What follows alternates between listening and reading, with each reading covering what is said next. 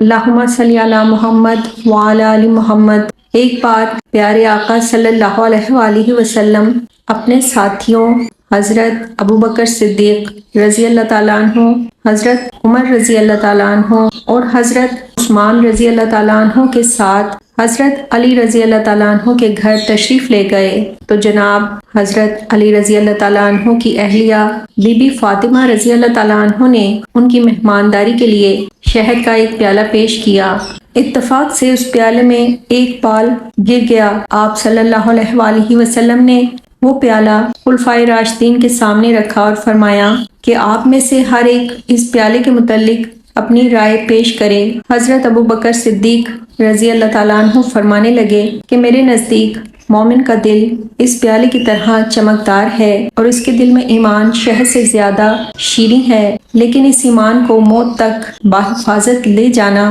بال سے زیادہ باریک ہے۔ حضرت عمر رضی اللہ تعالیٰ عنہ فرمانے لگے کہ حکومت اس پیالے سے زیادہ چمکدار ہے اور حکمرانی شہد سے زیادہ شیریں ہے، لیکن حکومت میں عدل و انصاف کرنا بال سے زیادہ باریک ہے۔ حضرت عثمان رضی اللہ تعالیٰ عنہ فرمانے لگے کہ میرے نزدیک علم دین اس پیالے سے زیادہ چمکدار ہے اور علم دین سیکھنا شہد سے زیادہ میٹھا ہے، لیکن اس پر عمل کرنا بال سے زیادہ باریک ہے۔ حضرت علی رضی اللہ تعالیٰ عنہ نے فرمایا میرے نزدیک مہمان اس پیالے سے زیادہ چمکدار ہے اور اس کی مہمان نوازی شہد سے زیادہ میٹھی ہے اور ان کو خوش کرنا بال سے زیادہ باریک ہے۔ حضرت فاطمہ رضی اللہ تعالیٰ عنہ فرمانے لگیں کہ یا رسول اللہ صلی اللہ علیہ وآلہ وسلم اگر اجازت ہو تو میں بھی کچھ عرض کروں۔ آپ صلی اللہ علیہ وآلہ وسلم کے اجازت دینے پر آپ رضی اللہ تعالیٰ عنہ فرمانے لگیں کہ عورت کے حق میں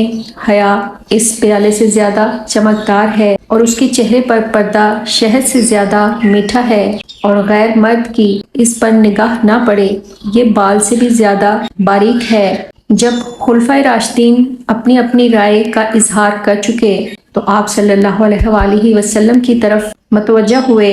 ادھر پیارے نبی صلی اللہ علیہ وآلہ وسلم کی زبان نبوت سے یہ الفاظ مبارک نکلے کہ معرفت اس پیالے سے زیادہ چمکدار ہے اور معرفت الہی کا حاصل ہونا اس شہد سے زیادہ میٹھا ہے اور معرفت الہی کے بعد اس پر عمل کرنا بال سے زیادہ باریک ہے۔ ادھر زمین پر یہ مبارک محفل لگی ہوئی تھی، ادھر اللہ تعالیٰ سے حضرت جبرائیل علیہ السلام بھی اجازت لے کر آ پہنچے اور فرمانے لگے کہ میرے نزدیک راہ خدا چمکدار سے زیادہ روشن ہے اور اللہ کی راہ میں خرچ کرنا اور اپنا مال اور اپنی جان قربان کرنا شہد سے زیادہ شیریں ہے اور اس پر استقامت بال سے زیادہ باریک ہے۔ جب اس محفل میں سب اپنی رائے کا اظہار کر چکے تو حضرت جبرائیل علیہ السلام فرمانے لگے کہ یا رسول اللہ تعالیٰ بھی کچھ کہنا چاہتا ہے۔ فرمایا کہ جنت اس پیالے سے زیادہ